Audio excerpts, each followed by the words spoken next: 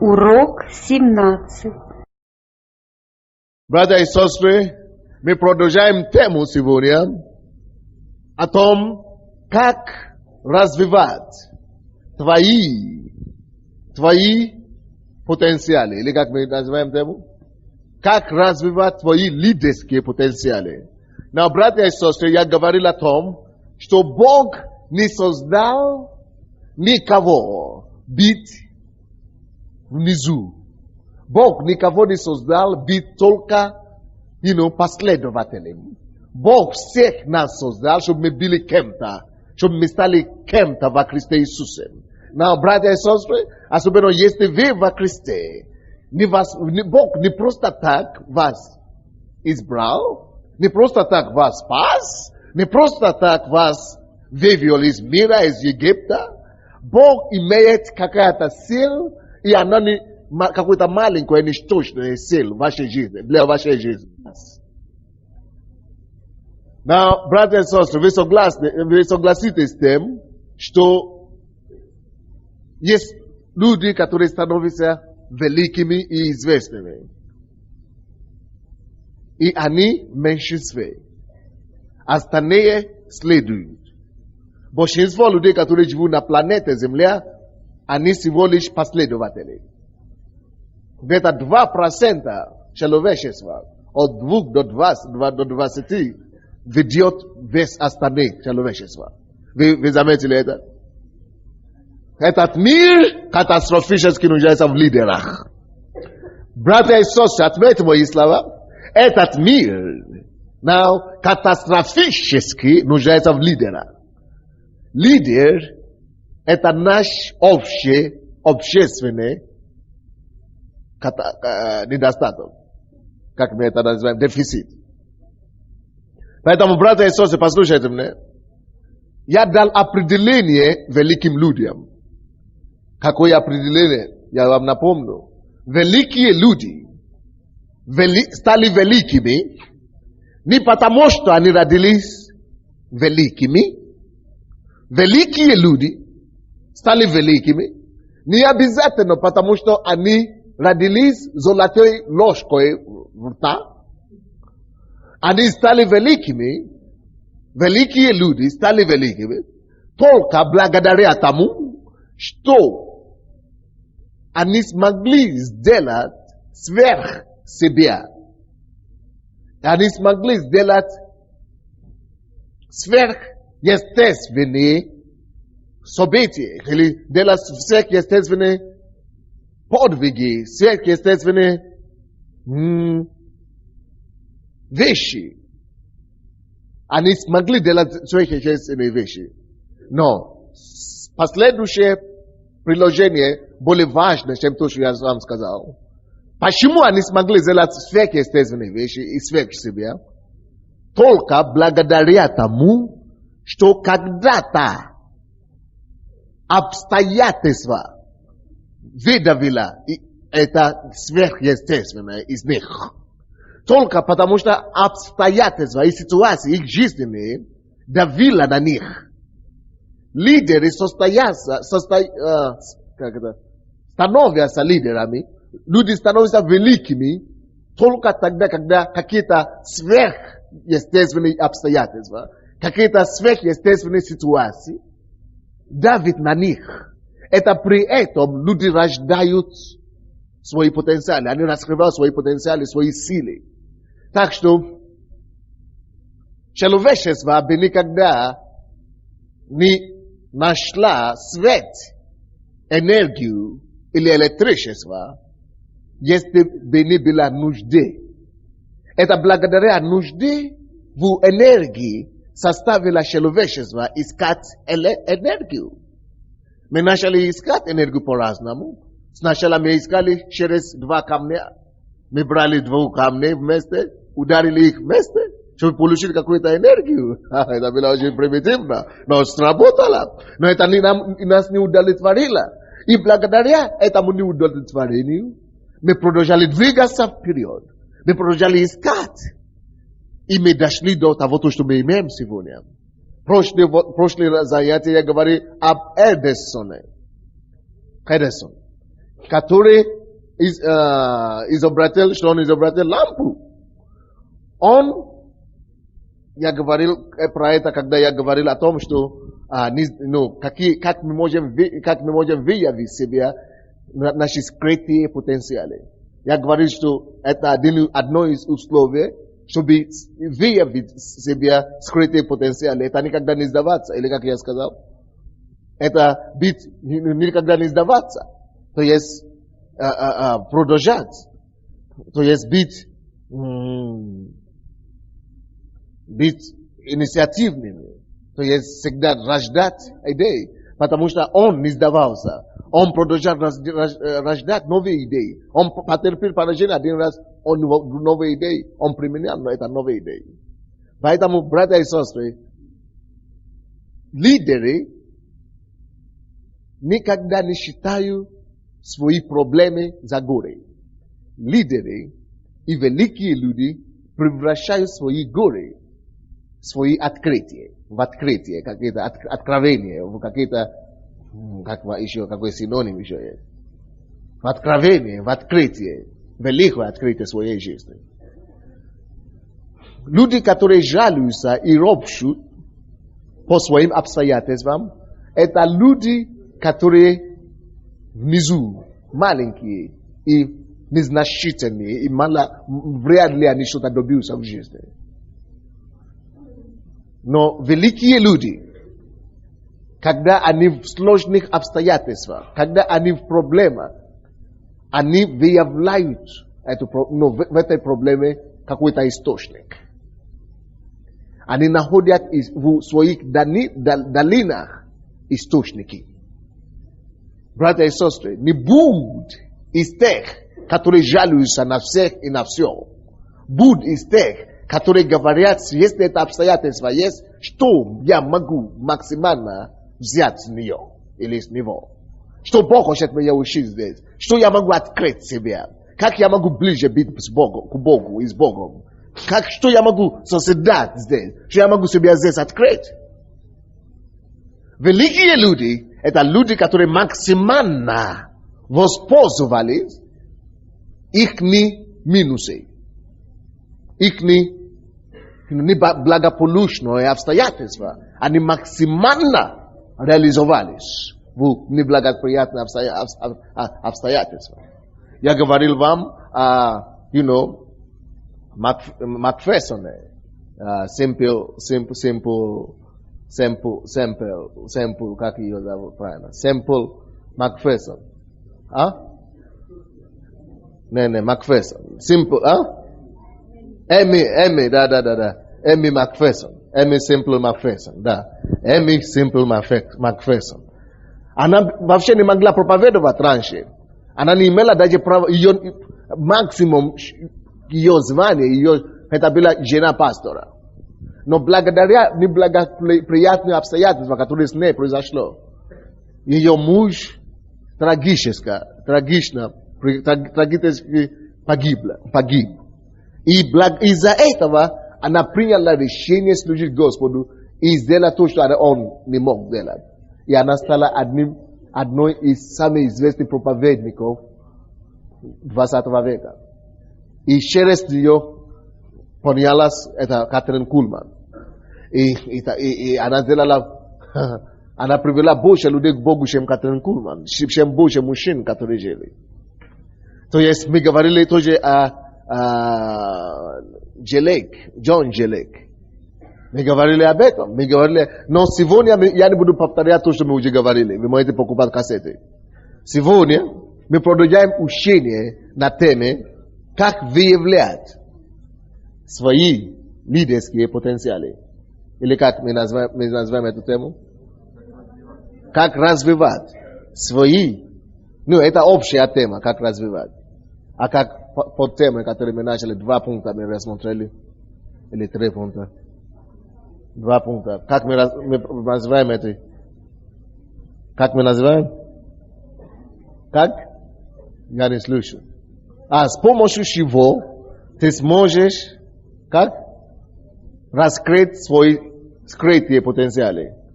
Так, внутренние потенциалы. С помощью чего ты сможешь раскрыть свои внутренние потенциалы. Первое, мы говорили, что человек, который хочет развивать свои потенциалы скрытые, должен быть независимым и инициативным. Ты должен быть взрослым, чтобы сам принимать решения. И мы говорили много об этом. Я говорил об этом 40 минут. Много чего. Так что, если ты хочешь, кассета тоже есть. А также второе, мы говорили, что человек, который хочет достичь что-то в жизни, который хочет быть лидером и успешным в жизни, хочет быть великим в этой жизни, должен быть человек, который умеет управлять собой. Так? Особенно в противящихся ситуациях. Но сегодня я продолжаю эту тему. Это с одной стороны я начал, это можно то, что мы уже писали об этом, о том, что должен быть человек, который себя может контролировать. Можно написать А. Теперь мы продолжаем эту тему. Человек, который хочет добиться что-то великое в жизни, должен контролировать свои эмоции. Это может быть Б.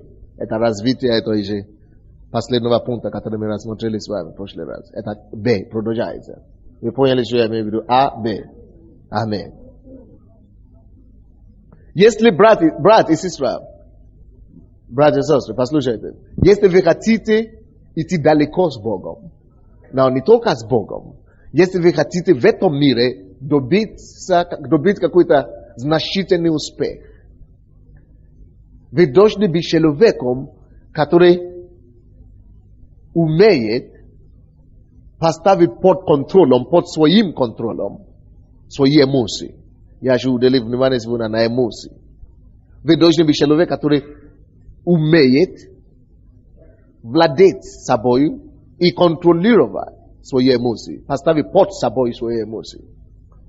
Now, если вы сможете контролировать себя и ставить под собой свои разные чувства и эмоции, то этим самым вы раскроете в себе другие потенциалы, которые у вас есть.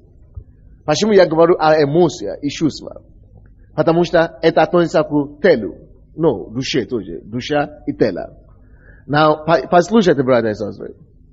Душа и тело – это не то, что должно тебя руководить в жизни. Тело и душа, они низкие вещи требуют. Их потребности, они вещи низкого, ничтожного. И если ты подашься и будешь руководимый твоими чувствами и эмоциями, слушай, ты скоро превратишься в человеческое животное. Ты вроде бы человек, но ты станешь животным. Допустим, наше чувство и эмоция, наше тело требует, допустим, алкоголь. Как некоторые, мы хотим пить на свидание или на свадьбах, или где угодно. Каждый день льется водка, или, или наркоман. Это то, что тело наше требует. Это то, что мы чувствуем. Я чувствую, что я хочу. Now, братья и сестры, давайте экспериментируем. Допустим, я поддаюсь, и я принимаю решение пить сколько я хочу, колоться сколько я хочу. Кем я стану в жизни? Кем я стану в жизни? Падшим человеком. Падшим, маленьким. Падшим, малым человеком стану в жизни. Это с одной стороны. Но с другой стороны, братья и сестры, если я смогу, как человек духовного содержания, контролировать вот эти чувства, могу пить. Это не тяжело человеку не пить. Это не какой-то большой труд, чтобы пить. Даже есть некоторые, которые предлагают пить бесплатно. Видишь? Поэтому это не большой такой-то проблема, чтобы пить. Все могут пить. Но если я не буду пить, контролирую себя, решил быть, просто воздержаться от этого. Слушай, пока ты воздерживаешься от всей потребности твоей плоти, Твой дух рождает что-то другое. Твой дух рождает какое-то другое занятие. Твоя душа, твой менталитет, твой интеллект рождает что-то более прогрессивное. Что более... Потому что если ты не кормишь душу, душу и плоти, значит ты должен чему-то кормить. Либо интеллекту, либо духу своему. Поэтому этим самым, потому что ты удерживаешься от наркотики, от алкоголя, допустим, от сигареты, потому что ты удерживаешься от этого, ты вынужден будешь смотреть внутри себя, чтобы развивать другие потребности, другие, потенциалы, которые у тебя закрыты там. Я не имею в виду только алкоголь и наркотики. То есть, когда я говорю об эмоции, что поставь эмоцию свою под собой, я имею в виду, допустим, тот же секс. Очень многие люди тоже зависимы от сексуального чувства, эмоций. Допустим, мы думаем, это хорошо встречаться, иметь женщин. Бог думает, это не самое лучшее. Самое идеальное. Бог создал нас, и Он знает, что идеальное. Это жениться и иметь секс, интимные отношения с своей женой. Но я могу сказать, нет, не нравится женщине. Кому не нравится? Всем мужчинам, по крайней мере, нравится. И наоборот, женщинам тоже нравятся, мужчины. Но если я говорю женщина, я женщина. Я хочу, чтобы, знаете, я хочу, чтобы я нравилась людям. И твое чувство не просто сначала очень нравится всем, и чтобы ты понравилась всем, ты хочешь выглядеть так, чтобы понравиться всем. Сначала ты делаешь прически хорошо, всю жизнь ты делаешь прически хорошие, а потом делаешь косметики хорошие, всю жизнь ты посвящаешь этим. Ты видишь, что это привлекло каких-то людей, а потом перестало не совсем, не сильно привлекает больше. Ты тогда говоришь, надо что-то другое делать. Потребность чувства и эмоций и тела увеличивается. Значит, я продолжаю низко думать и продолжаю концентрировать, как я еще могу больше людей привлекать. Надо очень, не коров, это очень вот такой, который держит, облегающий, обтягивающий, как можно, чтобы вообще уже все было обтянуто. Вот тогда, может быть, кого-то привлечет. Это кое-кого привлекает, слава Богу. Хорошо. Но не все. Я ищу больше. Тогда ты видишь, может быть, вообще без юбок одеты. Есть такие. И ты видишь, что то есть, это ты будешь жить в этом, и ты можешь потянуть, утонуть в этом мысли. А потом это не хватит тебе только привлекать людей глазами только. Ты захочешь жить с ними. Потому что ты видишь, что, на меня обращал внимание. Но твоя проблема придет, когда ты обнаружишь, что не только один мужчина обращает на тебя внимание. Их много, которые обращают на тебя внимание. Ты хочешь, чтобы он почувствовал, что да, я такая. И ты хочешь, чтобы он тоже почувствовал. Ты захочешь, чтобы он тоже почувствовал. Ты начинаешь жить с мужчинами. Брат, сестры, скажите мне, пожалуйста, если я начну жить по своим сексуальным вожделениям, всю свою жизнь, хочу спать со всеми мужчинами, которые я хочу. Или которые нравятся. Вы знаете вообще, как женщины, что вам нравится, очень много мужчин нравится. Бывает в жизни. За всю жизнь ты видишь больше 1000, может быть 100 мужчин, которые нравятся. Если ты очень жить со всеми, которые нравятся, слушай, кого превратится такая женщина? Она превратится в женщину, легкого поведения. Они все перестанут уважать ее. Они начнут ее использовать как одежду или туфли. То есть она просто упадет, и она потеряет всякое внутреннее содержание. То есть, это как животное тоже, как собака или какое-то другое. То же самое с мужчиной, То же самое мужчина, это значит, я подался мои чувства, сексуальные чувства, удовлетвориться. Слушай, но я говорю, что одно из условий, и как ты можешь, один из способов, как ты можешь развивать свои скрытые потенциалы, это удалиться, и это поставить под собой твои чувства и эмоции. Это контролировать того, что хочет твоя плоть. Это поставить под контролем того, что хочет твоя тело, или твоя эмоция, или твое чувство. Что происходит, допустим, когда я пришел к Богу, когда я был в миру, я тоже жил так. Но когда я пришел к Богу, я дал себе слово, дал моим друзьям слово. Я сказал, я останавливаю, прекращаю всякое отношение с женщинами. И я не прикоснусь к одной женщине сексуально. Так, до моего женитьбы. Пока я не встречусь с женщиной, с которой Бог не даст, пока я не услышу от Бога, что это моя жена, я не трону ее. И я даже не трону женщин вообще до того, как я встречусь с моей женой. И вы знаете, Бог мне помог удержаться таким образом 8 лет. Это было как такой горячий тип время, как раз 19 лет до 27 лет. Это такое время, когда твой организм очень активный, чувства и эмоции. Но потому что я стал верующим, я решил жить по Слову Божьему. Я перестал пить, я не пил никогда, я не курил, я не кололся, и я не гулял с женщинами. И это мой эксперимент, это мой опыт. Вы знаете, в школе у себя на родине я так. Я не стал самым лучшим, я всегда хорошо учился, но не стал самым лучшим, первый или второй. Я всегда в десятку походил. Для меня, если я входил в десятку, это то есть самое, что отлично. Но когда я стал верующим, я перестал делать то, что мои эмоции и мои чувства диктовали мне. Раньше мои чувства диктовали мне танцевать в дискотека каждую неделю, с утра до вечера, почти каждые 3 дня, каждые 2 дня.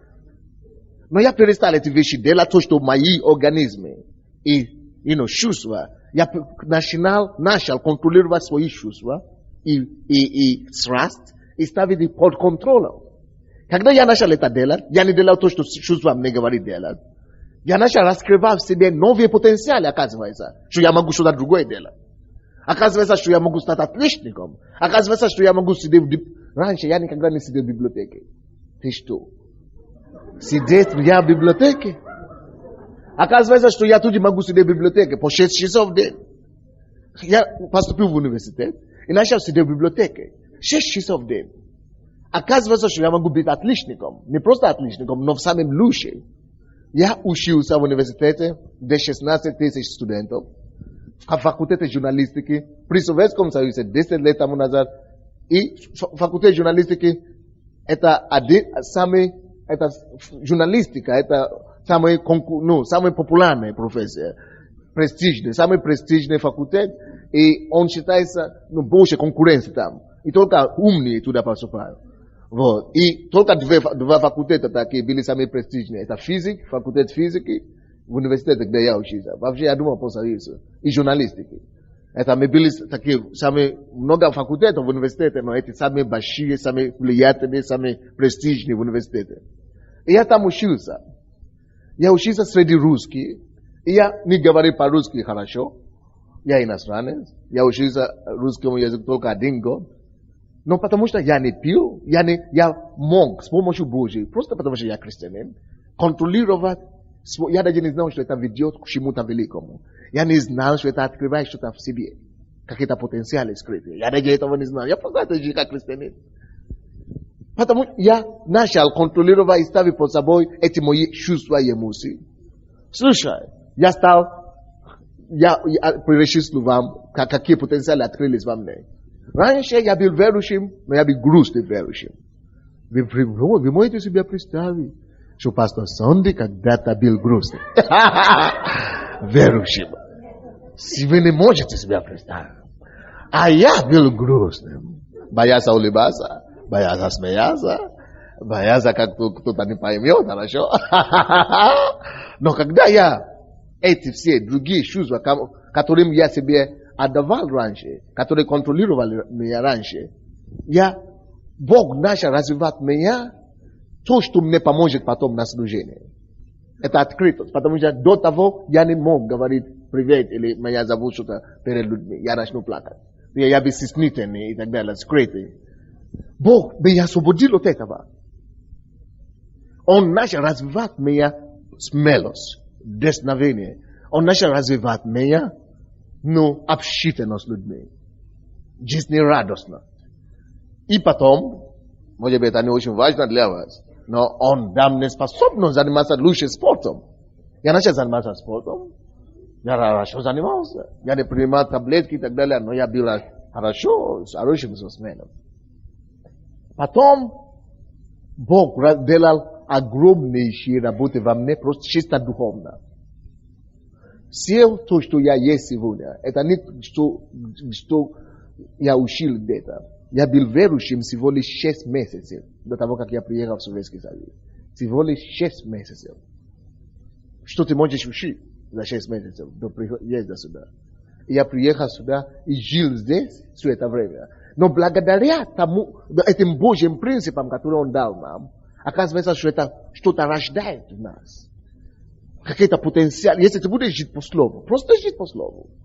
Изучать Библию, жить по этому. Все то, что у меня есть сегодня, эти все потенциалы были во мне. Я не имел их, я не видел их, но они были во мне. Но благодаря тому, что я учился в это время, и это время удержания для меня, контроля своей эмоций, развивалось все то, что мы сейчас имеем. Конечно, я читал много, конечно, я занимался много, потому что я не ходил в дискотеки, как все. Представляете, в советские времена. В советское время. Это общежитие, иностранцы, куча иностранцев. Одни только занимались студенты. А дискотеки, а-ля Пугачева, Modern Time, Modern Talkie. Это в то время, когда я учился. Это женщины по общежитиям, они переспят между собой там все кругом. И все. И фильмы, и художественные. Я был единственный, черный, или как это, как вы говорили, белая ворона. Не черная, а белая ворона.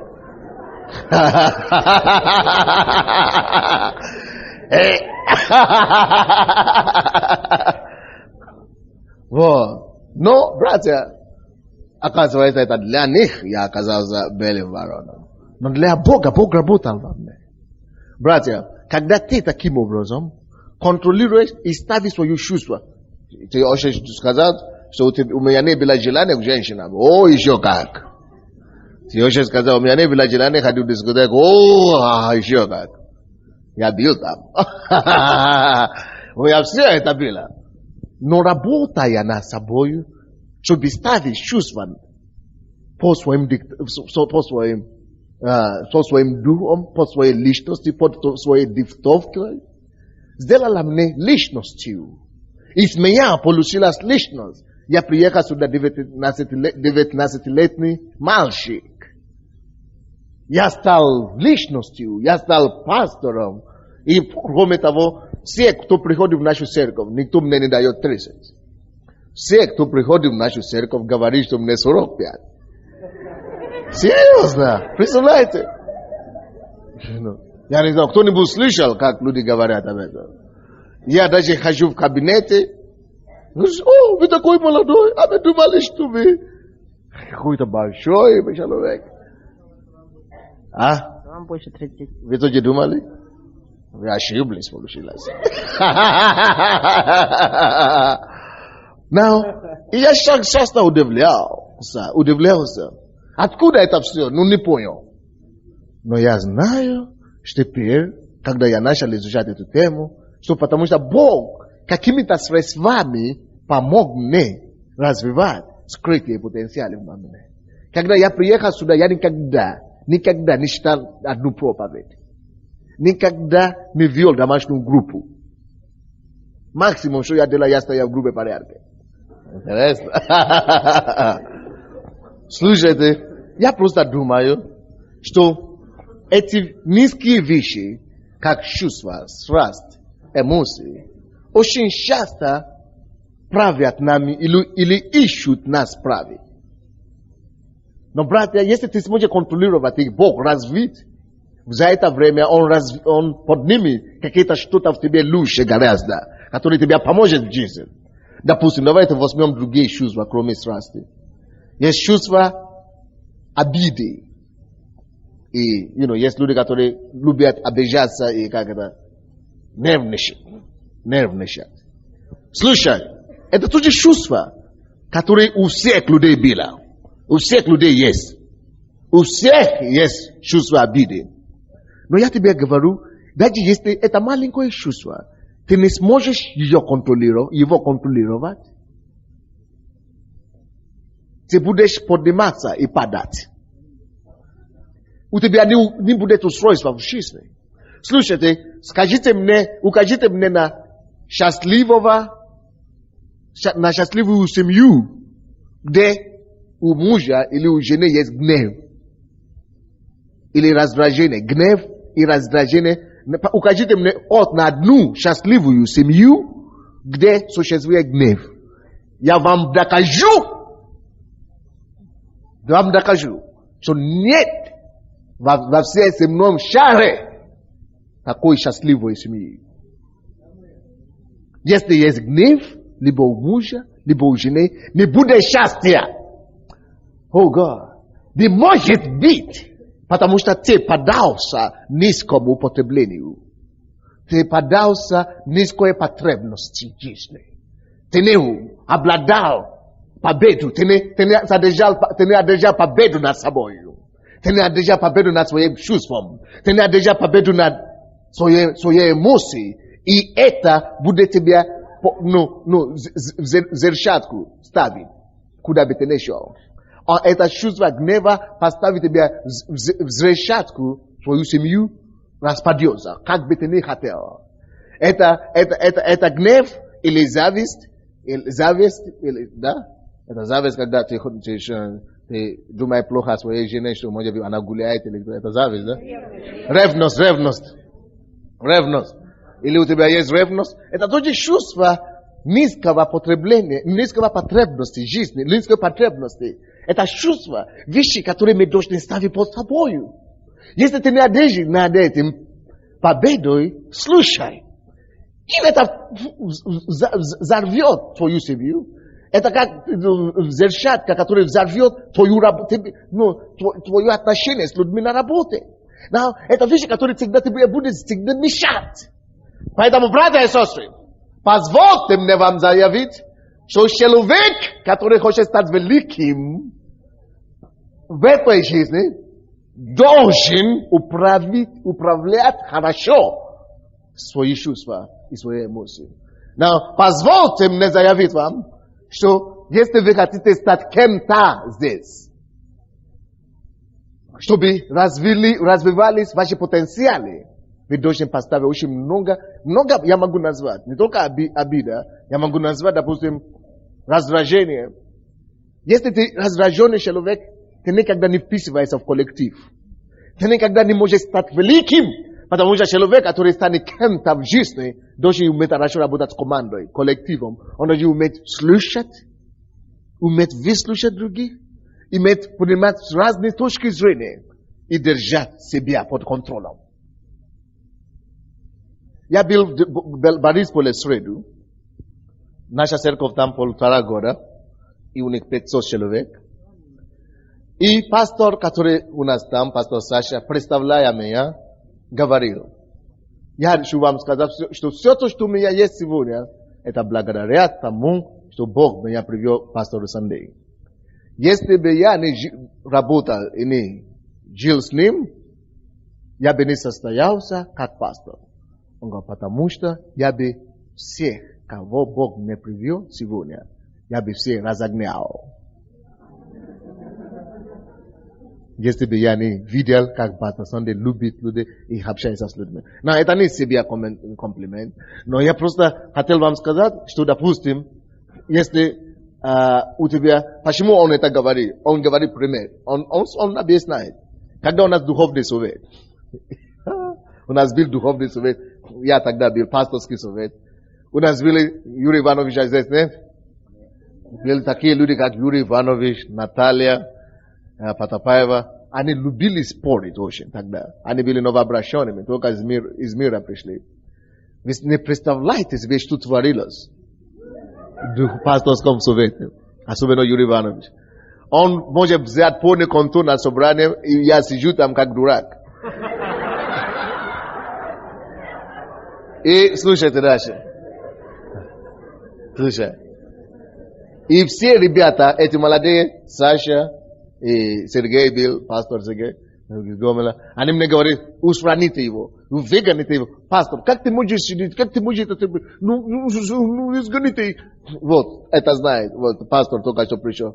Пастор Анатолий, Святошин, пастор Слова Благодати, он знает. Он был на некоторые эти собрания в начале церкви. И я там сижу, и только терплю. Слушайте, это потому, что когда я еще учился в университете, меня, как журналист, в университете учили слушать людей.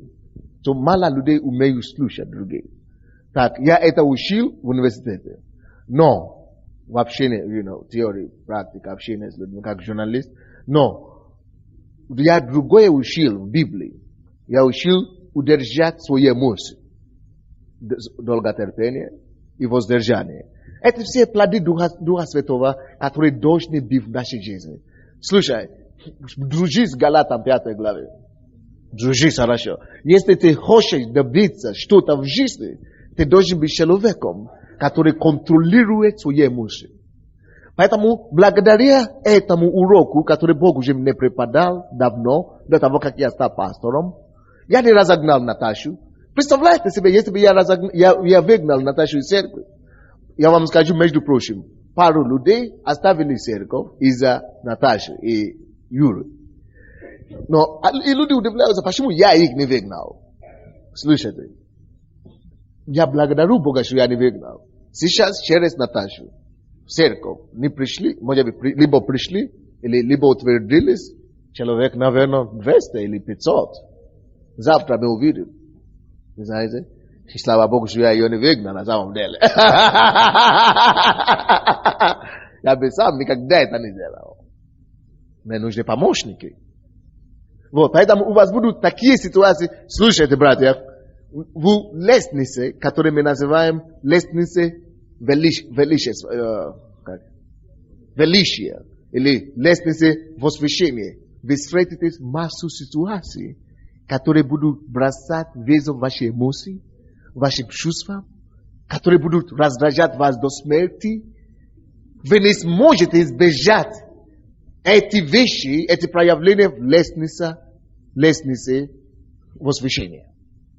И если вы не сможете себя владеть, слушай, ты упадешь обратно вниз.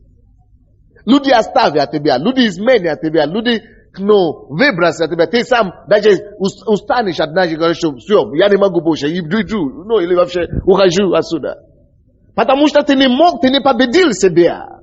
Потому что ты не победил себя. Ты не одержал победу над своей плоти, над своей эмоцией, над своим чувством.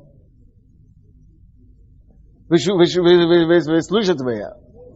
Поэтому я говорю вам, одно из условий, один из пунктов для человека, который хочет стать великим в жизни, это чтобы он смог и сумеет управлять свои эмоции и чувства. Это один из способов, как тебе развивать свои скрытые потенциалы. И пока ты управляешь свои эмоции и чувства, ты обнаружишь, что Бог выращивает какие-то лучшие качества в тебе. Когда ты контролируешь свои эмоции и чувства, ты видишь, что у тебя появляется долготерпение, воздержание, любовь, которые гораздо лучше и которые привлекут людей к тебе. Привлекут к тебе людей. Однажды я помню, когда была одна библейская школа такая в Киеве, наши люди там учились. И это таких первоклассные учителя приезжали туда. И этот директор школы, он любил критиковать людей. Я думал, что он уже освободился от этого сейчас. Но тогда он имел эту проблему. И люди приходили отсюда всегда с двумя мыслями. их церкви, неважно, какую церковь ты ходил. Даже есть наши церкви. Люди приходили с этой библейской школы и видели все не так. Я говорил им тогда, что этот человек начнет церковь. И действительно он начал церковь. Я говорю, если кто помнит, кто там учился, я говорю, через год, после нашей церкви у нас было около 1000 человек. Я вам гарантирую, я посмотрю, я не буду спорить. Он больше, может быть, он больше меня знает, или больше помазанников приезжает туда, или в эту церковь, или в эту библейскую школу. Но я знаю одно. Характер человека, сердце, насколько ты подготовлен, насколько твоя сердце готово, насколько ты, ты сложен, насколько твое сердце, насколько твой характер формирован. Это не только знание твое, или твое помазание даст тебе успех в служении. Я сказал, у нас уже около 1000 за год. Когда он начнет свою церковь, посмотрим, сколько будет через год. Я думаю, у него сейчас уже 3-й год церкви, наверное, где-то 100 человек. Несмотря на все помазания, все помазанников. Слушай, ты не можешь подняться в лестнице славы и лестнице величия в этой жизни, если ты не будешь уметь управлять свои эмоции и чувства. Я вам скажу, чувства, критиковать других людей, других проповедников, или других людей, это не плод Духа Святого. Даже если они плохие, Библия говорит, что любовь покрывает все. Любовь не радуется неправдой. Любовь не завидует. Любовь, наоборот, огорчается, когда у кого что-то не получает. Братья, почему я это знал? Я думал, что у него будет через год только 100 человек. Я не думал через 3 года. Почему? Потому что не только помазание делает работу. Ты не можешь подняться в лестнице величия, если ты не поставишь, порядке 5 главу Галата. Если ты не разберешься дела плоти, полностью контролировать его и начинать просить и расти плода Духа Святого. Было время в моей жизни, когда я еще учился там, Бог говорит, просто занимайся. Я занимался 2 месяца на этой главой. Господь, этого у меня нет. Этого у меня нет. Этого у меня нет. Это еще есть у меня с плоти. Это еще у меня, дела плоти еще есть. Помоги мне, Господь. Потому что где-то это поставит тебя в засаду. Или как мы говорим? Засаду? Ловушку поставит тебя. На твоей пути к успеху тебя поставит ловушку. Поэтому многие из нас, кого Бог хочет использовать, кого Бог хочет поднять. Поэтому многие из нас мы не можем выйти из пустыни. С пустыни в пустыню, пустыни в пустыню. Почему Бог это допускает? Потому что Он хочет, чтобы в этой пустыне ты потерял все твои проблемы, все твои дела плоти. Поэтому Бог, Он не может себя избавить от пустыни твоей. Потому что ты от одного освободился, нахватил другое, или от третьего еще осталось. Поэтому Бог, потому что Он любит тебя. Он хочет тебя использовать, Он хочет тебя понять. Поэтому Он просто отправляет там гулять в пустыне. Потому что нужно было бы, чтобы робшущие, и чтобы они либо перестали роптать в пустыне, либо чтобы они погибли. На земле обетованной. Вы слушаете меня? Не все, кто вышел из Египта, наследуя землю обетованной, какие-то преобразования должны были произойти внутри нас. Братья и сестры, никто из нас не призван оставаться внизу. Нет, мы все рождены с одинаковыми потенциалами. Нет, может быть, лучше какие-то у кого-то. Но в каждом человеке Бог вложил что-то, что должно его сделать человеком. Каждому Бог дал какой-то талант. Может быть, Он дал тебе 5, не 3, или кому-то еще 1, но у тебя есть что-то. Что-то, которое довольно и достаточно, чтобы сделать тебя человеком. Но что ты будешь делать с этим? Инвестировать, вложить это куда-то, или похоронить в землю. Это твое дело. Это то, что определит твое место в жизни. Вы слушаете меня? Следующий пункт, который я бы хотел вам дать, который поможет вам развить и развивать вас свои потенциалы. Развивать вас свои потенциалы, скрытые потенциалы. Вернее, до того, извините. До того я закончу эту тему. Я возьму еще другой пример. Как контролировать свои эмоции и чувства.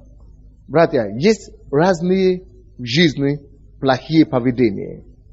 Например, что? Может быть, зависимость. Или просто какие-то вещи, которые нравятся нам делать. Но которые нездоровые. Допустим, слишком много кушать. Это может тебя помешать в жизни. Вы не верите в это? Ты можешь стать больным 30 лет. Или слишком много смотреть телевизор. Или просто, все то, что плод хочет. Слушайте, я вам дам то, что вам поможет выбираться от этого. Now, я все могу, я свободен ко всем, то есть, как это называется. Я имею право на все, или как? Все мне позволительно, но не все полезно. 1 Коринфянам 6, да? 1 Коринфянам 6. Послушайте, все позволительно, 2 Коринфянам 6. Все позволительно, но не все полезно. Но слушайте дальше. Братья и сестры, то, что мне помогло, это я начал это делать, когда я еще был в миру, оказывается, что я имею другую зависимость. Я не знал. Но, когда я стал христианином, это мне помогло очень сильно. Я принял в себя решение, чтобы никогда не был завистливым от чего бы то ни было. Зависимым. От чего бы то ни было. Ни от пищи, ни от питья, ни от дружбы. Извините, вроде бы это эгоистично или как это жестоко. Но не то, что я не буду дружить с людьми, или не буду любить людей. Я люблю людей, вы знаете это. Но я не стою на это. Если, допустим, ты предал меня, вы знаете, есть некоторые люди, которые не свободны от этого. Вроде бы неплохого, ничего плохого там нету. Иметь, друзей, хорошо, но не быть завистливым. Вы знаете, что есть люди в жизни, которые имеют друзей, или, их друзья или друг подвел их, и с этого начали их проблемы. И их жизнь как бы закончилась. Вы знаете, есть такие люди, которые страдают до сих пор, или которые упали в жизни, которые вообще стали никто в жизни, только благодаря тому, что они кого-то верили когда-то. И это человек разочаровал их. И они не могли вырваться с этой ямы до сих пор. Вы знаете, что есть такие люди в жизни? Вот, поэтому я принял свое решение не быть завистливым ни от чего. Ни от водки, ни от... Я заметил, что потому что я не пью, меня всегда приглашали в это самое, в дискотеки и так далее. В вечере, день рождения, не дискотеки, нормальные вещи. Я заметил однажды, что я стал зависимым от пепси-кола. От напитки такие. И мне пришлось контролировать, мне пришлось молиться об этом, мне пришлось освободиться от этого, мне пришлось удержаться от этого. И потом, когда я женился, почему-то здесь люди начали подарить нам с женой шоколад слишком много. И я не знал, почему шоколад надо куда-то их деть, я думал, надо помочь жене.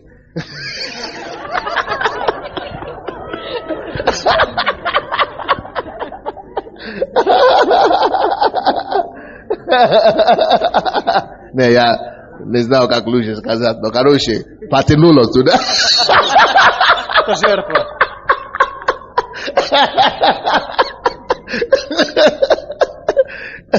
Я думал, лучше сказать, потянуло туда.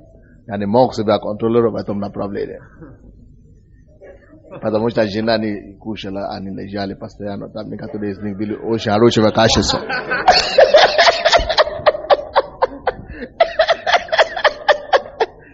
Да, есть некоторые шоколады, которые очень хорошее качество. И как раз только тогда начали появляться эти сникерсы, марсы. Раньше их не было.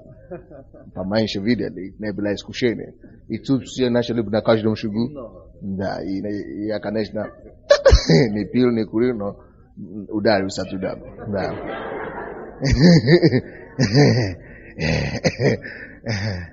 Потом я заметил, что я стал зависимым от шоколада. И мне пришлось работать над собой. Даже сейчас. У меня, допустим, пост иногда. И я во время поста пью сок. Вы знаете, что я заметил? Серьезно? Я заметил, что я начинаю быть зависимым от сока сладкого. Это, вы знаете, натуральный сок, который хороший. И поэтому я сказал этому брату, он поставит, вы заметили? Он поставит там какой-то ананас или как-то. Да. И я сказал ему, убери. Он говорит, что? Он говорит, сегодня вы можете пить? Я говорю, нет, как раз сегодня я не могу пить. Он говорит, найди что-нибудь другое. Газовое, не сок. Но почему я это делаю? Просто потому что я хочу себя контролировать. Я хочу остаться собой. Я хочу остаться личностью. Всю свою жизнь. Я не хочу быть однажды зависимым от шоколада, или от пепси-кола, или от сока, или от, от друзей, или от церкви. Даже от церкви я не хочу быть зависимым. Вы замечаете, что раз в неделю, раз в месяц, я вообще ухожу, не прихожу в церковь, не проповедую. Я не хочу быть зависимым от кафедры, или от церкви, или от чего бы то ни было. Я хочу остаться личностью. То есть, что бы ни случилось, моя жизнь не разбита в любом случае. Вы слушаете меня? И я думаю, это не, это не, как мы это называем? Это не эгоизм, это не жестокость. Это не жестоко, это не то слово. Это не то, что я делаю, что я управляю свою жизнь, и мне не касается то, что происходит с людьми. Нет. Это хорошо. Да, просто быть зависимым от Бога. Просто остаться человеком. Я знаю людей, которые дружили с девушкой или с парнем, и девушка их бросила. И они перестали, они потеряли всю голову. Они перестали ходить в церковь, начали пить. Вообще, кошмар какой-то произошло. Или у кого-то муж умер. Потому что муж умер, она упала в депрессию до 5 лет. Не видела свет, не видела пищи нормальной, не видела жизни. Братья и сестры, давайте скажем истину. Если мы хотим достичь что-нибудь в этой жизни, нам придется иметь действительно власть над своим чувством и эмоцией. Просто иметь власть, иметь способность контролировать их. Вы думаете, что я говорю вам понятно? Слушай, напишите эту фразу, то, что я скажу. Ты не сможешь никогда завоевать город или царство. Ты не сможешь никогда завоевать город или царство, пока ты не завоюешь самого себя. Now, if you want to write that in English, you cannot fully conquer kingdoms until you have conquered yourself. Пока ты не завоевал самого себя. Слушайте, великие люди, напишите дальше, великие люди, они являются прежде всего мастерами над собой, над самим собой. Мастерами над самим собой. Мастер над собой. Хозяин над собой. Если ты хочешь быть лидером, ты должен быть мастером, хозяином над твоими эмоциями и чувствами. Хорошо, дальше. Давайте откроем притчи 16:32. Притчи 16, 32.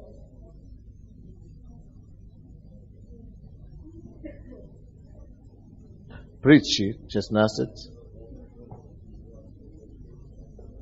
32. Потом мы добавим Экклесиаст. Какой?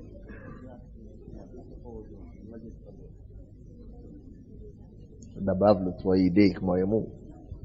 Экклесиаст. Но давайте сначала до Екклесиаста. Сначала посмотрим Притчи 16:32. Алло, вы здесь? Между прочим, не вам позвонили. Кому звонили, не шумел. 16:32 Притчи. 16:32. Долготерпеливый лучше храброго. Слушайте, размышляйте над этими словами. Долготерпеливый – это значит человек, который может владеть своей эмоцией, свой гнев, свое раздражение, который может быть терпеливым. Не только терпеливым, но долготерпеливым, он лучше, чем храброго. Слушай, не важно, сколько у тебя силы, и не важно, насколько ты храбрый и смелый. Если ты не можешь держать свои эмоции, ты не добьешься многого в этой жизни. Почему? Потому что написано: долготерпеливый лучше, чем храброго. Не важно, насколько ты храбрый. Но вы знаете, что слово храбрый – это слово для завоевателей. Это для воинов. Вы знаете это, да? Но если воин, сильный воин, не важно, насколько он сильный, не умеет себя владеть, он однажды побежит на стрелу врага. Потому что он не мог себя бережить и владеть. Поэтому, братья и сестры, твоя сила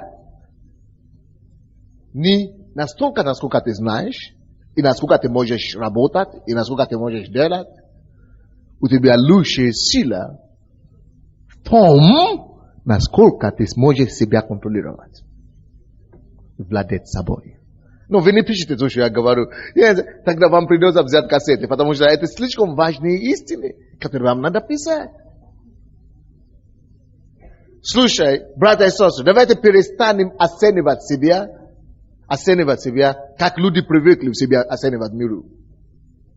Мы думаем, если я хороший профессионал, или я хороший, как профессионал, да, или хороший работник, или хороший специалист, то у меня нет проблем. Слушай, какой бы ты ни был за хорошим специалистом. Now, если ты хороший специалист, и не умеешь собой владеть, oh God, тебя выгонят на следующий день. Вы слышите меня? Поэтому и написано: долготерпеливый лучше храброго. Это значит, что нам нужно искать прежде всего? Долготерпение или храбрость? Не совсем убедительно. Но что нам лучше искать? Долготерпение или храбрость? Потому что лучше жить по слову, чем это пережить на практике. Следующая фраза, которая в этом стихе написана, 32, 16 глава, Притчи. И владеющий собою лучше завоевателя города. Что я сказал? Владеющий собою лучше завоевателя города. Я вам дам такой пример. В 80-х годах были 4 наиизвестнейшие проповедники в Америке. Бог поднимал их служение через телевидение. самый большой и самый популярный из них был Джим Бейкер и Джимми Сваггарт. Я не вину их, они уже покаялись, уже хорошо. И за ними шли Пат Робинсон и Пол Крауш. Эти люди имели служение, которое каждый год давали где-то $1 миллиард. 8 миллиардов и так далее. Это христиане. Всемирное служение. Это были самые, в 80-е годы, это были самые известные, самые мощные евангелисты мира. Джимми Сваггарт и Джимми Кейтер. В это время многие из нас еще не были верующими. И мы не знаем западный мир. Но на Западе они имели трансляции, свои телепередачи во все континенты мира. Слушайте, братья, они завоевали многого. Они имели свои царства. Слушай, вы не говорите там.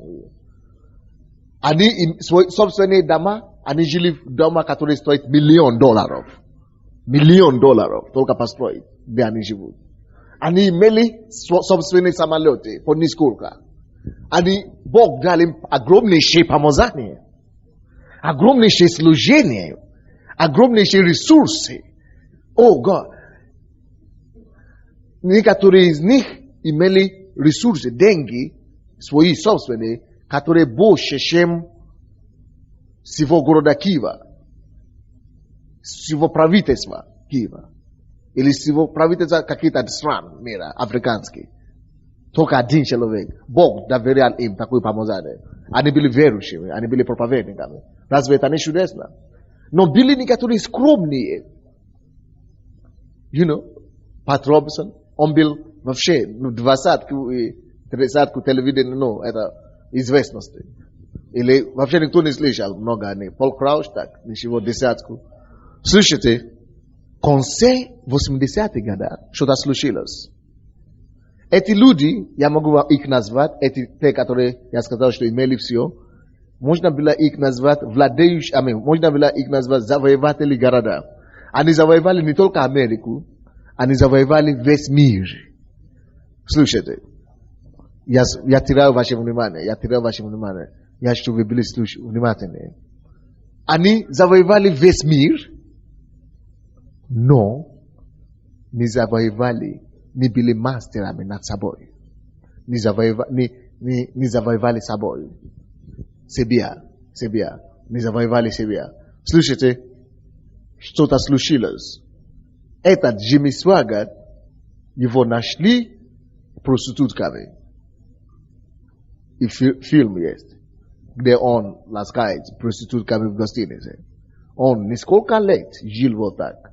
Порнография, проституция. Никто не знал. И он проповедовал тысячами, десяткам тысяч по всему миру. До 200 тысяч. Он завоевал мир. Но у него была проблема. Он не мог контролировать мастурбацию. Он не мог контролировать, порнографию. Он наслаждался порнографией. Он не мог контролировать. Бог ему дал помазание, Бог не собирает, но он не мог освободиться от порнографии. И когда порнография шли, он проповедует сегодня, поедет в гостиницу, чтобы никого не было, и нанимает, платит женщина, чтобы быть, раздеты перед ним, и его поймали. Он потерял, потому что он как завоеватель города, который не владел собой. Он потерял все свое служение на один день. За один день он потерял все служение. Джимми Бейкер, у него была другая проблема. У него тоже была женщина, но у него были разовые женщины. Он не каждый день, он просто секретарем жил. И кроме того, он не контролировал себя, не владел собой в области финансов. Деньги. Ты уже миллионер, все равно. Строить бассейн, строить сауну, строить того. Неплохо, ничего плохого в этом. Но если ты становишься, завистливым от денег, которые Бог тебе дал, чтобы просто тебе помочь, ты становишься завистливым на них, Ты все, ты конченый человек, не дай Бог. Человек конченый. Что случилось? Он тоже упал. И не только потерял все, его посадили в тюрьму 7 лет, да? На 7 лет или сколько? По-моему, на 7 лет. Я не помню сейчас. На сколько лет. Он попал в тюрьму. Это человек, который имел свою империю, свое царство, который владел миром. Но послушайте вторую часть истории.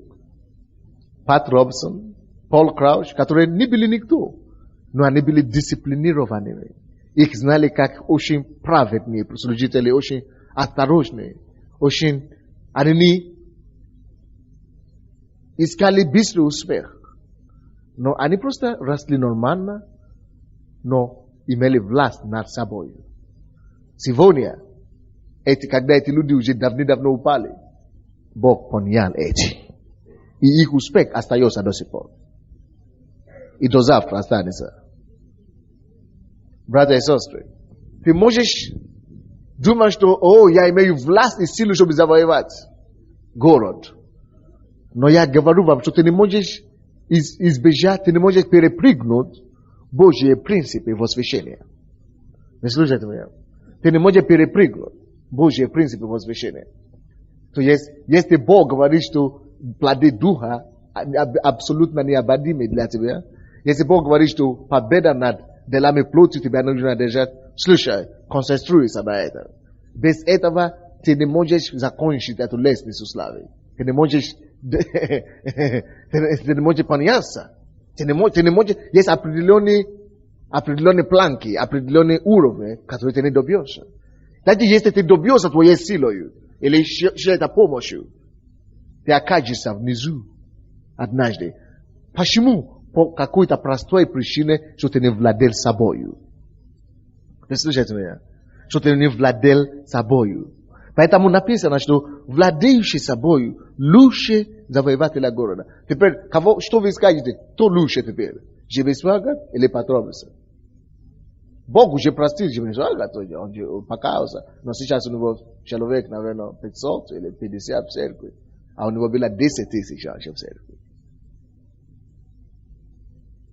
В прошлом году или позапрошлом году, когда это случилось, из 10 тысяч у него церковь уменьшилась до 70 человек. Что ты скажешь теперь? Кто лучше, владеющий собой или завоеватель города?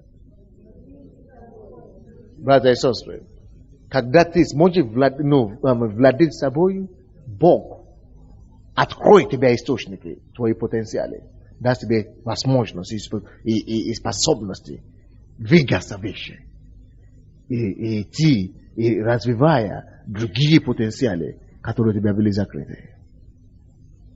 Вы слышите меня? Я просто как пример это дал, я извиняюсь, я не люблю говорить о многих людей, о других людей, особенно служителей. Бог уже простил их, они уже вернулись. Сейчас, опять, после того, как Джимми Бейкер вышел из тюрьмы, он написал книгу «Я каюсь, я был неправ». Он раскаялся очень сильно. Сейчас он один из опять самых популярных проповедников в Америке. Потому что люди опять слушают его историю. Он был великий. Сейчас он упал. Он стал самым скромным человеком. И Джимми Свагат тоже покаялся, раскаялся. И он проповедует тоже. Божье помазание на него. Только люди уже не идут, как раньше шли. Но ничего, Бог простил его. Так что я не хочу, чтобы вы осуждали этих людей вообще. Это не наша проблема. Но я просто говорю как пример, что это поможет нам. Если мы сможем лучше стремиться к тому, чтобы владеть собой, чем построить город. Мне подсказали Екклесиаст, давайте быстренько закончим. Екклесиаст 9, 15, 13 стиха. Екклесиаст 9, 13 по 15. Екклесиаст 9. Вот еще какую мудрость видел я под солнцем, и она показалась мне важной. Город небольшой, и людей в нем немного. К нему подступил великий царь и обложил его, и произвел против него большие осадные работы. Но в нем нашелся мудрый бедняк, и он спас своей мудростью этот город. И однако же никто не вспоминал об этом бедном человеке. Так. И сказал я, мудрость лучше силы, и однако же мудрость бедняка пренебрегается, и слов его не слушают. В принципе, не совсем подходящее место, но ничего, мудрость тоже хорошо.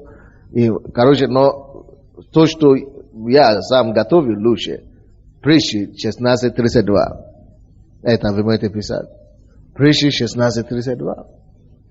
Аминь. Видите, Коринфянам там написано, брат говорит, что первый признак апостола это терпение, а потом уже чудеса и знамения. Так что владеть собой своей мысли тебе не помешает в жизни. Аминь. Это тебе поможет, это тебе даст фундамент тому, чтобы ты мог развивать свои мысли. Слушай, особенно когда ты не женат, я это пережил очень здорово, ты знаешь, при Советском Союзе люди не боялись Бога многие люди, потому что они даже не знали, что Он есть.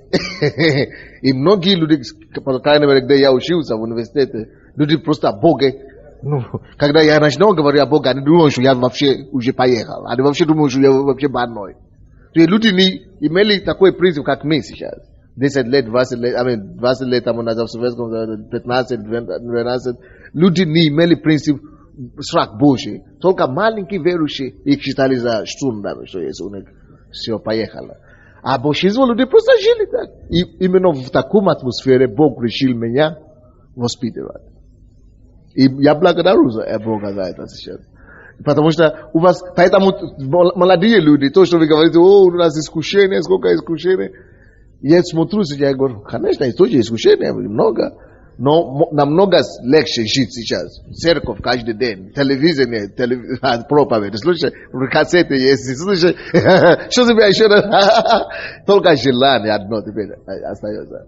Но тогда вообще ничего нет, со всех сторон, только противоположность.